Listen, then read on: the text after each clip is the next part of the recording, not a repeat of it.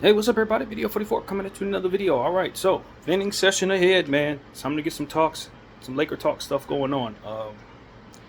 I'm looking at the schedule ahead.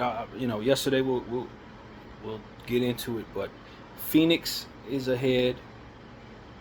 San Antonio again. We got a 2-game road trip ahead, and our homestand did not go well, man. We had a 3-game homestand. We went 1 and 2 in that homestand. So hopefully we can get on the road and have a better go at it. But Phoenix is going to have KD back, so we need to be ready for that. San Antonio, Wemby just came back. Be ready. He was out for a couple of games. He's back. We got Utah coming up after that. And a nice little road trip that's going to have us going into like Atlanta and Miami. Uh, yeah, it's going to be some tough ones. Minnesota's coming up after that. So we're going to have our hands full, and then we got the Sacramento trio cluster right before Christmas, which is just ridiculously irritating, to be completely honest with you, where we see Sacramento twice, and then we see like Detroit, and then we see Sacramento again, and then we go on to the Christmas game. I think that's how that goes. It's just, I don't think this is going to be an easy cluster of games over the next 3 weeks. I really don't. I think the soft part of our schedule was over. We should be very happy that we took care of the games we were supposed to take care of as it pertains to the depleted teams. We didn't have any blemishes other than that one game against Memphis. We took care of business. So, in a nutshell, based on how we want our season to go, we're in a good spot. We're still in the 4th spot. If we lose all of our games throughout this road trip, we probably go 500, which is, all things considered, still not horrible. You know what I mean? For what we're trying to accomplish early in the season, we are doing good. The problem is we have had a very soft part of our schedule. We have beat a bunch of depleted teams, and we have not passed any of the tests against good teams, which is really irritating. The Orlando game, missing free throws, and then following that up with just a complete and utter collapse against the Denver Nuggets, which was just it exposed our mental shortcomings as a team. It reminded us that we're not where we need to be, and we're not really as close as we'd like to think we are. It's hard for me. I listened to my video last night twice, and I didn't think that was my best video. What I was trying to do was personalize how I felt as a Laker fan, but it came off in a different way that I didn't like. But at the same time, it's that was how I was reacting to it. The Lakers brought out the worst in me, in my opinion. I don't think they showed up, and I think that translated to me having a very sour approach to my video last night.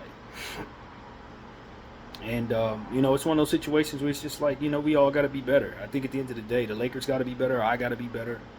And it all kind of comes together, I think when it comes to this progress that we want to see the team make, we understand that we don't match up well against the Denver Nuggets. But that our team would have that so far embedded in their truth that they would cower in the second half to the Denver Nuggets after being up by 10, that just speaks to something that we don't respect. I can root for a team that's not very good. I can root for a team that's undermanned. I can root for a team that, may not have the most capable talent on the floor, or maybe you got a bad coach down there. I have a hard time rooting for a team that quits, that comes into a situation believing that they cannot win and proceeding to not compete because of it. If I'm going to lose, then let me lose, but try the whole way through. And I just thought the mental shortcomings of this team were really exposed last night. Starting with Anthony Davis, 2 straight games where he just did not display a very strong mental toughness. Missing those free throws, and then how he approached the next game after letting the team down. It's hard to respect that, Anthony Davis. It's hard to respect that. I can respect what you've done leading up to this point, but these last 2 days, you've done a lot to undo a lot of a lot of respect, bro. Like mental respect. If you come out and you cost your team the game, which obviously based on understanding of nuance and things that lead up, we know he didn't cost us the game, but it's his game to close. He's supposed to be our number one guy. He gets to the free throw line to ice the damn game. He misses both shots. We lose. That's how it is. That's what happened. The next game he comes in and cowers to a team that he literally never beats. Has a 14.10 rebound game in a game against Jokic, of whom has been dog walking him for 13 basic games straight, with the exception of that one game in the playoffs. I mean, and maybe you want to point out where he outplayed Jokic. I'm not interested in that. I'm interested in who won the game. And Anthony Davis has been getting beat by this person over and over again. And he couldn't even bring us a average Anthony Davis performance. He chose that day to bring his worst game. He wasn't particularly in foul trouble. He just didn't do none of the things that he does in confidence against this person, against Jokic. He just didn't have any confidence against Jokic. And it's as a competitor and as a man, it's hard to respect that. It's hard to believe that this person, if he hadn't already won a championship in the bubble, I would tell y'all we can't win a championship with this guy. It's that he's already proven it, that I have faith that it can be done. But nothing that he's shown me since winning that damn championship tells me that he can get another one. Nothing. Because every time he runs into either Jokic or Sabonis, this is what we can expect. And that is just, that speaks to an inferiority, acceptance that a player with his talent should never accept. And as somebody who grew up on Shaq and Kobe, I don't respect it. Maybe blame them. Blame Shaq and Kobe for coming in with just a denial of the fact that anybody would ever be able to see them in any way. Like Shaq was so far arrogant that, you know, he would irritate us sometimes with his arrogance. But at the end of the day, that arrogance was backed up by consistent domination. He walked the talk. You know, at the end of the day, he walked it. And Kobe Bryant was just Kobe, man.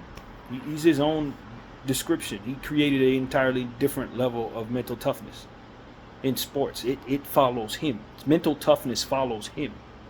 So it's not like, I grew up on that. So when I see this type of stuff, you go up against a guy you haven't beaten but one time in the last 3 years, and you just like cower. I'm looking at you like, bro, soft. Kobe meme, soft. That's all I see there. It's just like real soft.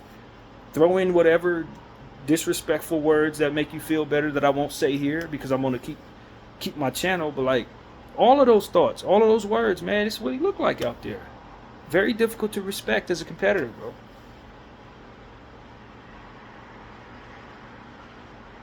I thought LeBron played pretty well, 18 points, you know what I mean? And maybe this is disrespect in and of itself, looking at Anthony Davis before I look at LeBron James, but that's just how this thing is set up in this era, man. Bron is your number 2 today. Bron's been number 1 in this league for the last 20 years. 21 years. He don't have to be a number 1 anymore. I don't have to say, lead my team. Why didn't your spirit lead us to victory? No, that's Anthony Davis's job. That's Anthony Davis's job.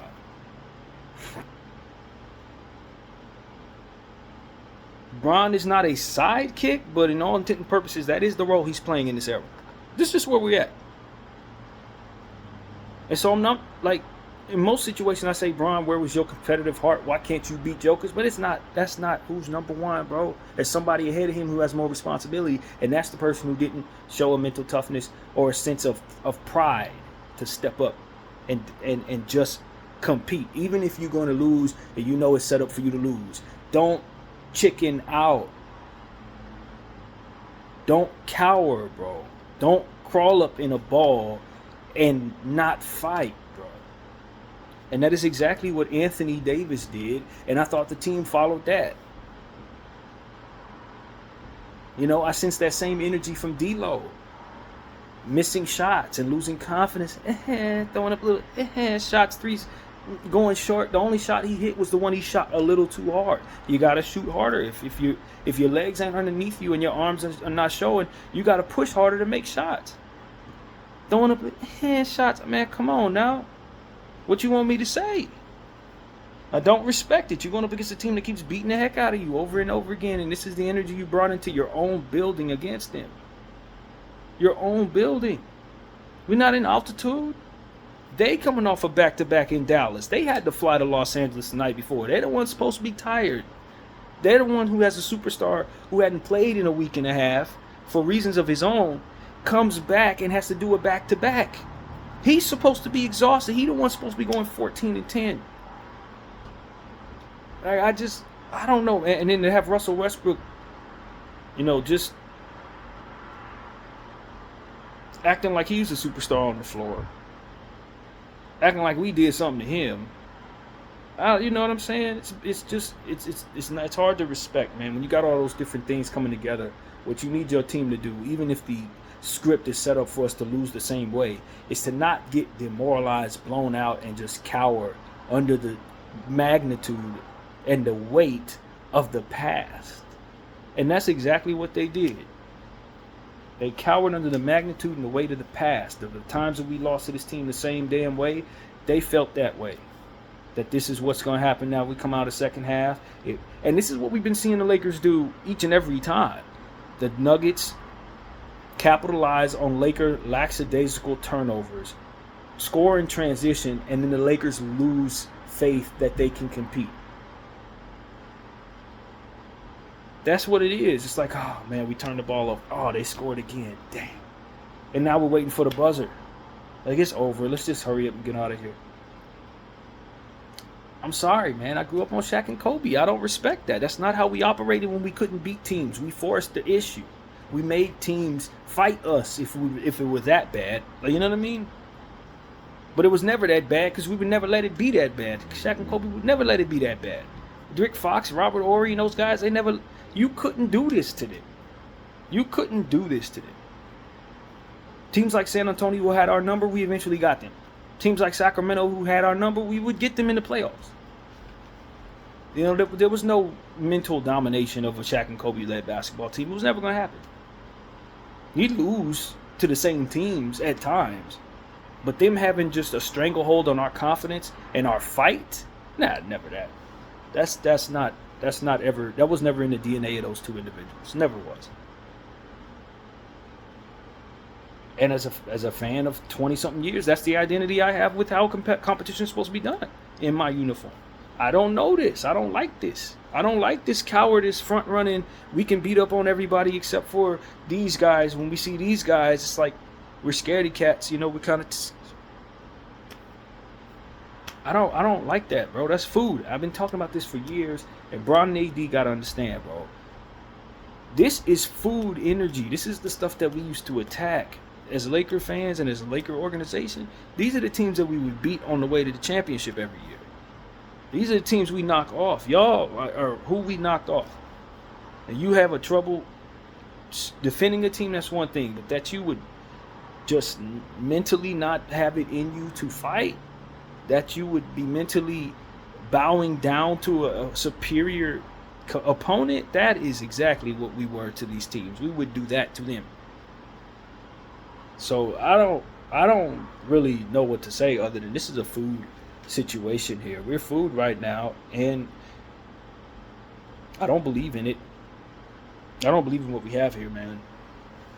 I think we can win some regular season games.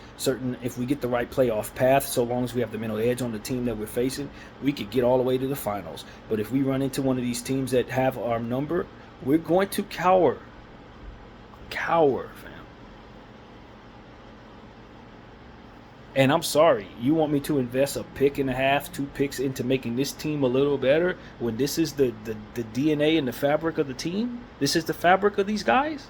You want me to mortgage future teams so that they can be as good as they need to be? To do what? To cower? I'm not investing any future picks into this crap. I'm not. Because I don't believe in it. They're a regular season team, y'all. This is a regular season basketball team.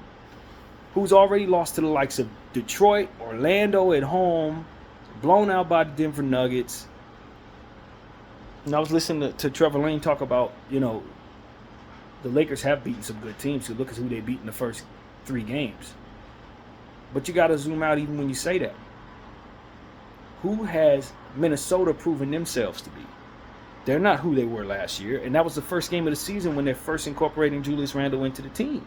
They were fresh off a trade that gave away their second best player. They didn't know one another, and they didn't even use most of the stuff that I would have used if I were on their side to try to attack us. They left all of their energy off the floor. I could argue if they did what they were supposed to do, they probably win the game. The next game, Sacramento. Who is Sacramento proving themselves to be this year? They're okay. Middle of the pack squad. They're okay like Minnesota. Not bad, not great. Okay. Phoenix. Phoenix is very good. That's the one game that I can say we beat a very good team. Since then, we've lost to very good teams and beaten up on nothing but teams that are depleted of all of their talent. We've lost all the real tests, y'all. Cleveland blew us out. No trouble. Just like Denver did. No trouble. Like, that's the real good team that you've seen. You get smoked by these teams. Who you beat? Toronto. Memphis beat you. You came back and beat them. Congratulations. Had extremely close game with another average team in San Antonio. Much improved to average level. But much improved average. They almost beat you. You beat Philly, who's in the toilet. You beat New Orleans, who's like lost of all of their talent right now. Look, you're not beating great teams, Lakers. And when you do face great teams, you get dog walked. And when you face really great teams, you cower. What is there to be excited about? That we've had a cluster of bad teams to prop up our record? I'm not. Fugazi, man.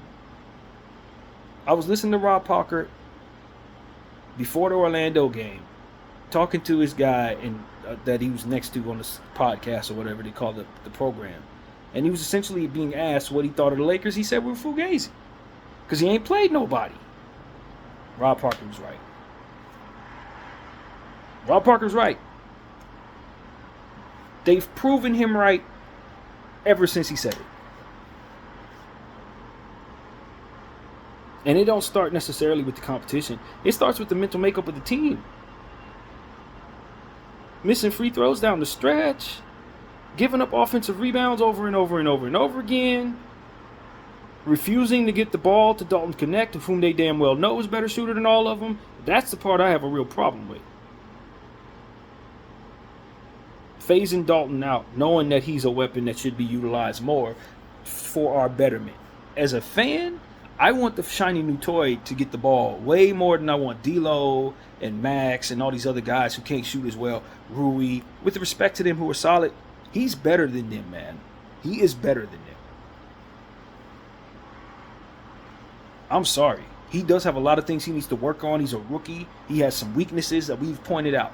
But when it really comes down to it, he's better than most of these people, man. The fact that they're phasing him out is equivalent to the energy that they showcased to Denver. It's a mental weakness. He can't be better than us. He's just a rookie. We ain't getting him the ball. That's that same stuff that you showcased against Denver when Denver was stomping your head in the third quarter, Lakers. Yeah, that's that same energy that won't give Dalton Connect the ball. Same spirit. It's a weakness.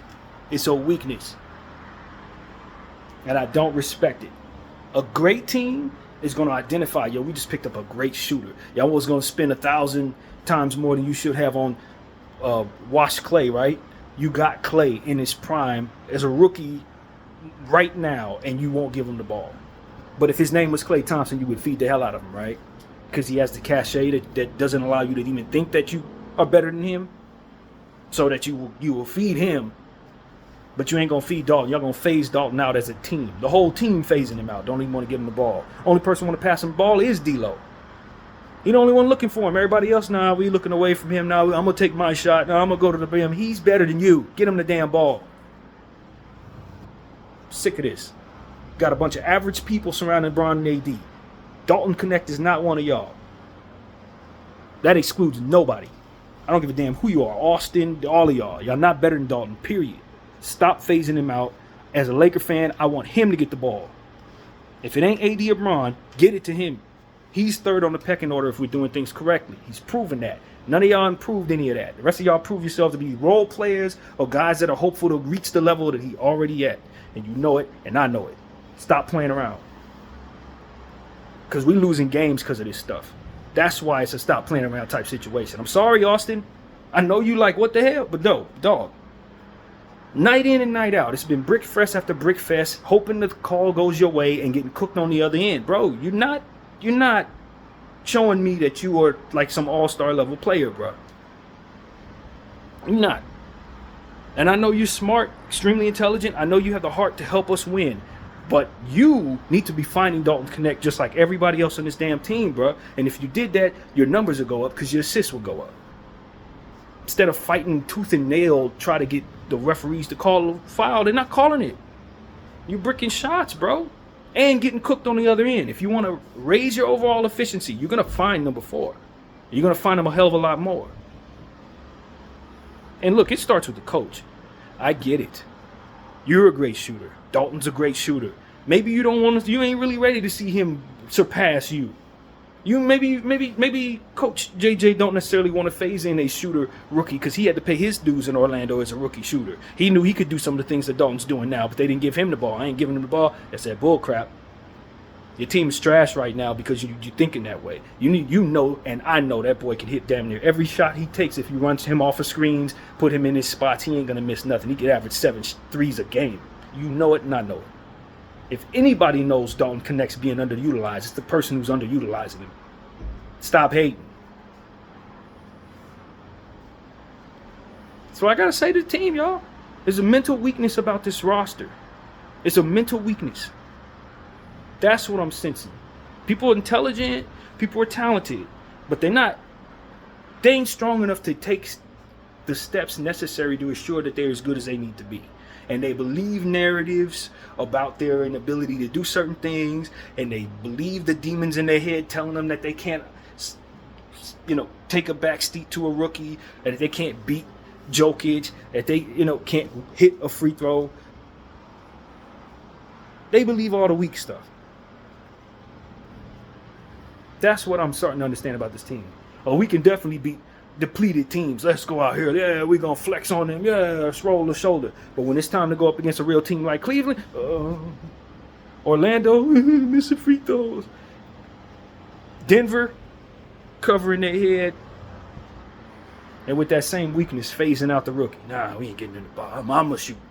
I paid my dues. I had to wait. You going to wait too. He's sitting there in the corner ready to give y'all 30 points. Nah. Can't let him get the big head. Meanwhile, y'all got the deflated head. Don't even believe you can beat teams that you compete and get leads against every damn game. I'm sick of these men. It's every time they see the Denver Nuggets, they have a lead. And then they become lackadaisical. This is what I was talking about last night in regards to them willing the reality of their ineptitude against Denver. They start throwing laissez-faire passes all over the place that are easily picked off. Denver gets in transition. They score like any team would. And then all of a sudden, we can't win. No, you forced yourself into that reality by believing that crap and then doing things that ultimately were not crisp. And you've been doing it for games in a row against the Denver Nuggets. You will your own fate. The game keeps going the same way because you keep doing the same stuff. You play well, and then you don't play well, and then they play well, and it goes the way it goes. This is a consistency of behavior. This ain't just the reality of matchups that are bad. This is behavior. Study the tape. You always have a lead against Denver. You always start doing weak stuff against Denver in the second half, willing yourself toward the collapse. Every time. Stop doing that weak stuff. Salute the Kobe minute. And you'll have a better finish to the game. That's why I'm like, yo, man, after last night, no, I don't want to give you no picks to make this team better. No. If anything, I need to start thinking about what it looks like after this crap is all gone, because I don't believe it can win anymore. I don't. If this is the mental makeup of what we got going on, We're not going to win a championship. We may get somewhere, but we ain't going where we want to be. Guys are just soft, man. I don't know what to tell you.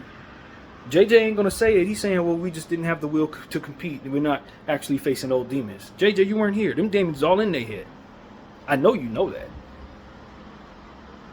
You don't want to say that for your own reasons, and they're probably good ones. You don't want to lose people. But damn it, them the old demons. Them old demons that are embedded in their soul. They clearly are terrified of the Denver Nuggets. And not aware of the fact that they're willing the Nuggets toward each and every one of these victories by doing stuff repeatedly the same damn way. First, it starts with belief. Then it starts with behavior. And that behavior leads to the type of execution that you see. That's all it is. That's why I'm a firm believer that if you got a new shiny toy and you're going up against somebody that y'all all terrified of and he don't have no memories of that, this is the guy you need to be showcasing in these situations. He ain't one of y'all. He just got here. He just put on the uniform. He don't remember Jamal Murray stealing your heart from you over and over again, Jokic pushing you around, blown leads each and every damn game. He wasn't here for none of that. He was in Tennessee for all that. This is a guy who was winning games on those days you were losing. Get him the damn ball. Let him and his new DNA infuse a change into your circumstance. And y'all keep passing amongst each other. You keep on doing the things that you're prone to do. Each of y'all are losers to the Denver Nuggets. They call you their kid for a reason. Dalton wasn't a child. Dalton's not one of their kids. He's a guy who's put on our uniform for the first time, who's hopefully going to be here long past all of you, and will carry us into the future if we just don't hate on the boy to the degree where we've been doing, not letting him touch the ball.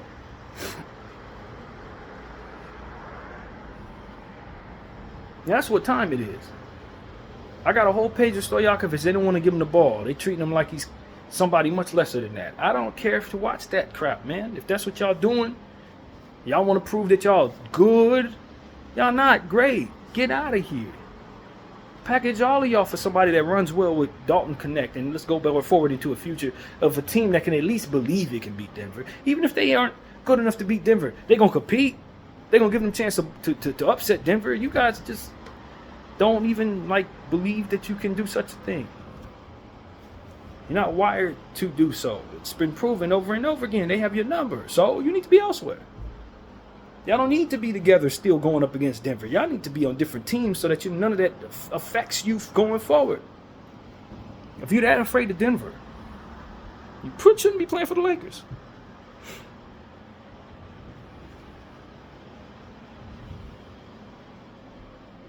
Somebody had to tell the truth, man. I'm not here for conversations that tell me that because of the X's and O's, our team can't beat this team. We have leads against this team every time we see them. This ain't about X's and O's. It ain't about matchups. You've been able to overcome those matchups for portions of a time, but when it really comes down to it, you start doing things that play into the narrative, as already said. We can't beat them. Let's throw a pass that has so much air under it that it's easy for them to tip and go the other way. And let's not run back. Let's slouch our shoulders and look at the referees. That's what y'all do to collapse each and every one of these Denver games. It's y'all. It's been y'all.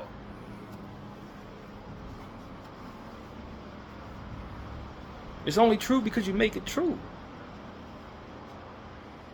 And so that's really my attitude, man. Could we use a big bruising center? I don't know if there's one out there to get. If you think, like I said last night, if you think Walker Kessler is going to stop Nikola Jokic is going to eat his lunch like he would anybody else, bro. No one's stopping Jokic.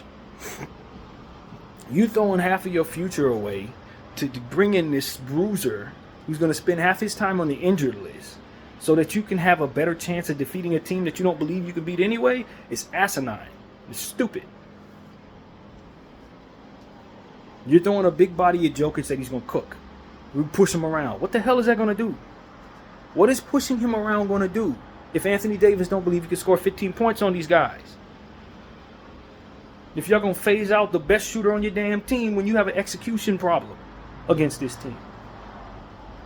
Y'all opt to give the ball to the bricks and don't give the ball to the swish and expect you're going to beat a team that keeps swishing your head off. I'm sorry. You ain't winning. Walker Kessler ain't going to help that. Valanciunas at his old age sure as hell ain't going to help that. You throwing the picks at those guys ain't gonna make them who they need to be for you to defeat that great player and his role players that become great going against us, because the opposite of mentality of us is in them. Oh, we're gonna hit every shot against these guys. Look how scared they are. Man, this net looks massive. Look at the rim. It ain't even there, man. Shoot into that ocean. It's purple and gold. Kill them. Demoralize them. Disrespect them. Let's pick up the worst player they ever had. Russell Westbrook, get on our team. Ride the wave, man. We need that energy to continue to keep our foot on the necks of those people we call our children. Why? Because F them, that's why. That's exactly what we got going on over there. And it's working.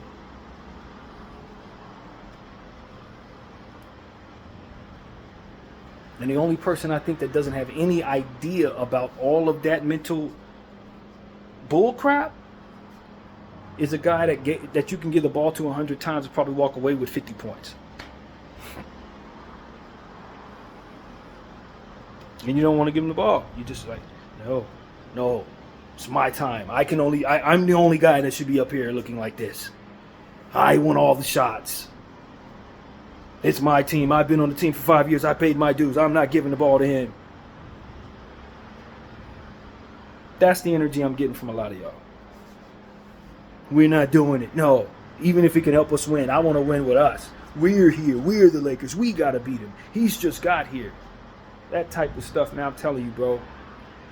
I'm telling all of y'all. That's what I'm sensing from the Lakers in regards to Dalton Connect. They don't want to defer to a rookie who they know is going to take some of their money away and make them expendable on the basketball team. That's what I'm sensing. I'm telling y'all, man. And it's just one more notch in the mental weakness category. So yeah, I'm through at this point. I will be watching Laker basketball games and following the channel. But as far as I can tell, as long as you keep this cluster of men together, you're going to have mental weak situations in certain circumstances. They're going to fold, man. They're going to fold like the cheapest of tents. They're going to fold like $1 in your wallet, man. They're going to fold. And I don't respect it, and I ain't going to respect it. I ain't about to believe in it or put any money on it. We just need to break this crap up if we actually want to beat the Denver Nuggets, or at least have some individuals in place that believe they can overcome the Denver Nuggets. At least. You got to move some of these people. So because they don't believe they can win, and because of it, they're not going to. It's that simple, Genie. It is that simple. And I, for one, am sick of watching these same people lose to these same people, and then furthermore be just disrespected by them. It's not like we're going up against the Spurs that are going to shake your hand and beat you 100 times in a row. No, you're going up against somebody who's calling you out, disrespecting you, dancing on your grave, smoking you, and all types of stuff like that. To get demoralized by a disrespectful team and to not have any pride about that is why I want to break this thing up. Because the Laker teams that I respect, or the teams in the league that I respect, if this is the type of energy that's coming our way, we're going to beat people up. I'm going to be suspended for 5 games going up against this team if I can't beat them. You understand what I'm saying? Because they're not going to keep disrespecting me. They're not going to keep on calling me out. They're not going to keep on doing all, you know what I'm saying? They're not going to keep doing this. I'm going to end up flagrant fouling somebody in a real way. And you're going to call me a bad sport, and I ain't going to care because they've been disrespectful. I can't beat them, and there's going to be some pride showed here. That's it. There's going to be some pride show here. I'm going to make them want to fight me if I'm not going to be willing to start the fight. They're going to want to fight me because I'm going to be doing stuff I ain't got no business doing. That's going to be the pride in me. And I'm losing 13 times in a row to a disrespectful team. And I'm shaking their hand at the end of the game. I'm acting like Fred VanVleet at the end of that game. If anybody saw what Fred VanVleet did with the referees, he's going to be suspended for about 3 or 4 games. I'm acting like that because it's a pride factor. Millions of people are watching me get dog walked by the same disrespectful team. And then after they done disrespecting me, they dancing on me. Nah, man, no. At some point in time, that pride and that anger needs to be represented, not just in the fans. And it seems like people are very comfortable with that energy, and I don't respect it. I don't identify with it. I don't like it. Completely beta stuff, man. You know, bow and kiss the feet, and we're fine with that type of energy. I don't understand that. I'm not with it. So that's what I'm saying to the Lakers, man. I don't see a fighting spirit in y'all. I see a weakness, a cowardice, and I don't want it on my team at this point. I don't want it on my team. I like a lot of you guys a lot, man, but I've liked a lot of people who ain't wearing the uniform no more. I would let go of anybody when I just think that it's time to move on. And at this point, after last night, after these last 2 games, we could win 7, 8 games in a row. I still kind of feel like it's time to move on for some of these people, man. Because it's become ever so clear that they're not going to beat the Denver Nuggets, man. They're not going to. It just is what it is. So that's what I want people to understand. There's a bottom line understanding here. We could win games. We could we could reach up and be the first overall seed in the West. We just need to avoid Denver if we're going to have any success. And for that to be our truth, I don't want to go forward. I really don't. It eats away at my enthusiasm as somebody who wants to watch each and every quarter, each and every game. Last night, I really didn't want to watch those people. I didn't, man. I love my team. I love my colors. I've been rooting for this team all my life, but I did not want to watch that. My personality doesn't align with that. I don't bend over. You know what I'm saying? I'm not one of those people. I'm gonna fight. I'm gonna fight or I'm gonna die. That's literally how I operate. I'm a smooth person. I'm not a confrontational person. But when it comes to you stumping and dancing all over me and stuff like that, I'm going to attack. That's how I am. I'm wired that way. I'm the dude that throws my controller when I'm losing. I'm a rage quit kind of guy. Poor loser in certain situations, especially if I feel like I'm being cheated. I can't tell you how many controllers I broke playing 2K over the years. Do you understand what I'm saying? I don't deal well with this. I'm not gonna be a positive loser. I'm not. It's one of my shortcomings as a human being. But in and of itself, that should tell you I'm not wired to keep watching this crap in Denver. I'm not wired for this. And Russell Westbrook dancing around and cussing at our fans kind of was a final straw for me. Like, oh, you let this guy do that? Come on, man. And you want me to go forward with y'all when he's doing that to you? Nah. And the sad thing is, I don't even dislike guys on that Denver team. Jamal Murray, I really like Jamal Murray. Jamal Murray sold a certain character to me years ago, before he even started winning like that I really appreciated in Jamal. You know, Jokic, I think, is the best player in basketball. I'm enamored with his talent. He amazes me. You know what I'm saying? I don't have no disrespect for them dudes. Nah. But I don't think they're unbeatable. Anthony Edwards showed me they're beatable. Hell, we beat them in the Western Conference Finals back in the bubble. They are beatable. But that we don't believe we can beat them, especially given the fact that is the case, that we did draw first blood against them, is just mind-blowing to me.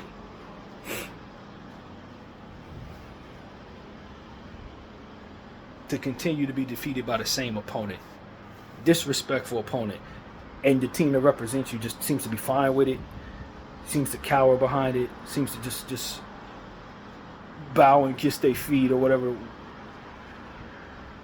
It makes me just not want to watch. And I know there are a lot of other Laker fans who agree with that. It just makes you not want to watch it, man. And so now I turn my attention to the NBA. The higher-ups. As a fan, there becomes a time when I have to look at you and say, you've made it impossible for my team to move on from some of these characters that I no longer believe in. With this CBA, I don't want to be attached to some of these people. I want the ability to trade them away. And you're in the way. Fix the CBA.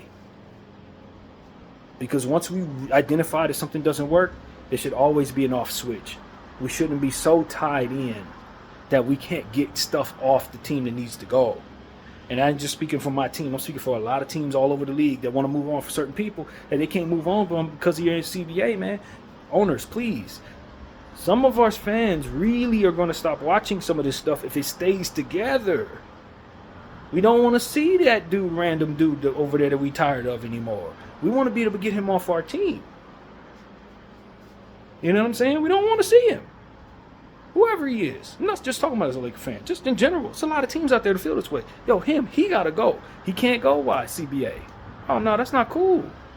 Fix that for us, please. Fix it for us.